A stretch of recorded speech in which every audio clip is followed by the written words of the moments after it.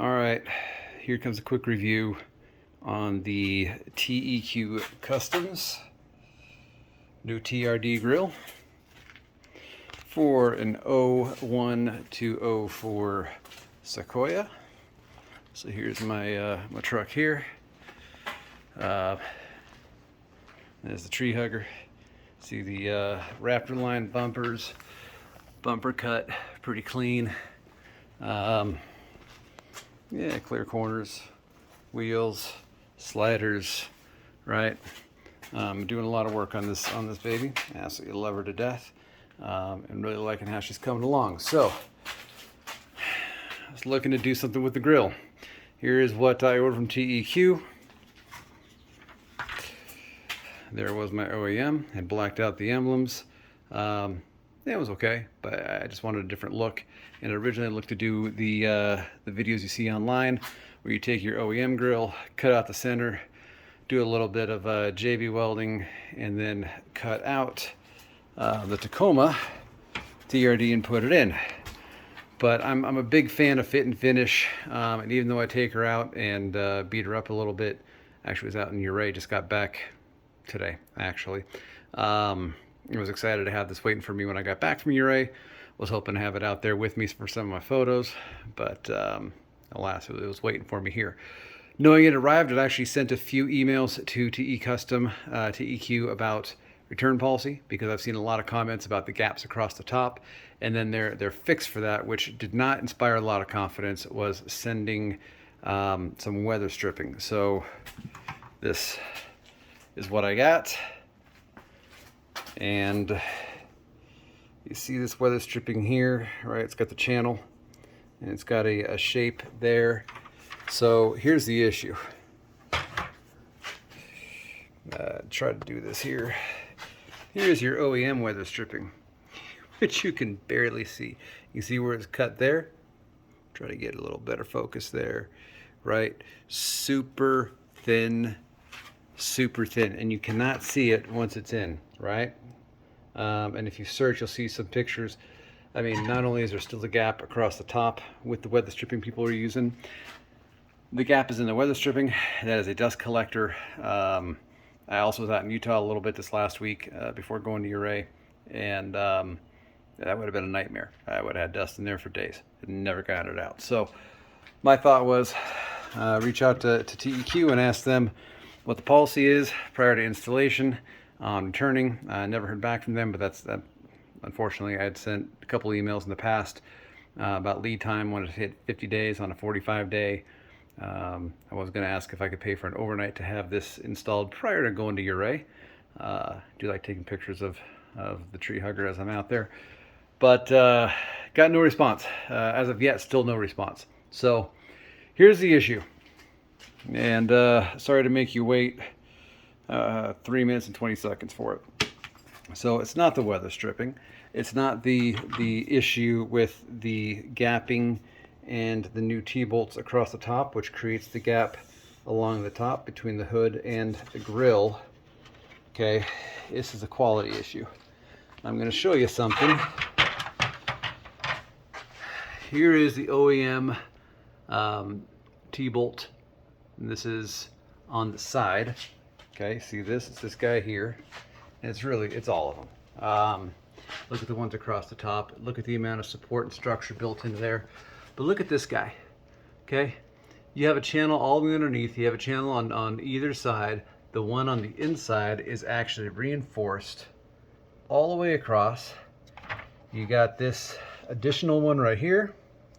You got this additional one right here.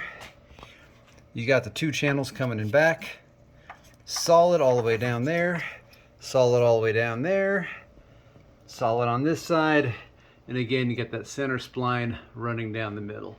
Okay, everything designed to hold that thing in. What do we got here? TEQ. That is hollow. Not only is it hollow, look at how thin that is in the bottom. Oh wait, let me show you a better view of that. Look at how thin that is on the bottom. Look at that. That's my finger. That's how thin that is for a structural support piece. that broke just trying to put the T-bolt in. Now, I would actually give myself a little bit of grief for that. I do most of the work on my truck myself. Feel like I'm doing pretty good at it. Got all these guys in. The issue is on the sides. They're too small, so the T-bolt does not snap in place, no matter how hard you try. Trust me, guys, I'm stronger than the average guy. Not gonna go. And if you really try, you get that. But seriously, look at that. That's not gonna hold up to anything. So what are we looking at?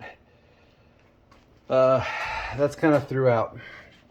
Look at this piece here. This is where your hood latch attaches to. Completely floppy as can be. Look at that one, reinforced, right? Strong, right? You're in good shape. Not reinforced. Breakage point. Okay, these here. You see how thin those are? You're gonna take one decent shot with a rock hitting this, and it's gonna break. I probably would have broken one of those off just on my trip through going to imaging. Had a couple trucks in front of me at one point, kicking up some rocks. You know, you take little dings here and there. That's what we do. We take them off-road. You're gonna have that happen. However, pretty sure I'd have a gap tooth smile on this thing. Like, I might sound a little harsh. I'm normally not a very harsh guy. The fact that I got no email responses from anybody on this thing is frustrating. But here's the real frustrating part. What they don't tell you, because there's no installation video, is you need to take a few pieces off of your OEM to install this. You need this metal bracket right here that runs along the bottom of the channel. And you need the rubber stoppers at the bottom. And those guys, yeah, I got my tools all over the place here. So, you'll recognize that from this, right? So, where the hood comes down and the grill, that's what kind of holds the grill tight so everything's not flopping about, right? It's a pressure fit. So you need those on there. Problem is taking them off. So, yes, it's an 04, which is beauty. Problem is okay, you see right here, there you go. That is what that piece screws into.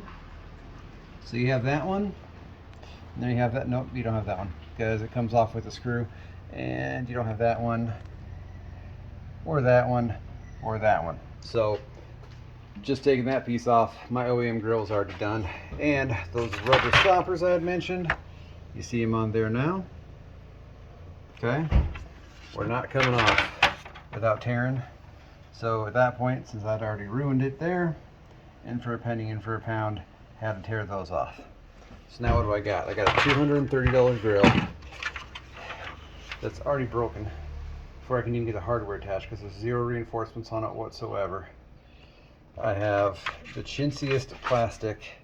I mean, I could just one finger, you just move these things around. I'm telling you, I don't think this grill would have survived just this last week going up Imogene Pass or hanging out at the mines I was rolling up to, and or even out in Utah. I mean, I think again you're gonna have a gap tooth smile at some point. But what do I got? I got an OEM grill now. I got this thing. I have weather stripping that doesn't work. I get no response from TEQ, and yeah, I guess I'm gonna get some JB weld. Wish me luck, guys. Look, I know it's a badass looking grill. From here, my recommendation: save your money, because you're not gonna like it up here.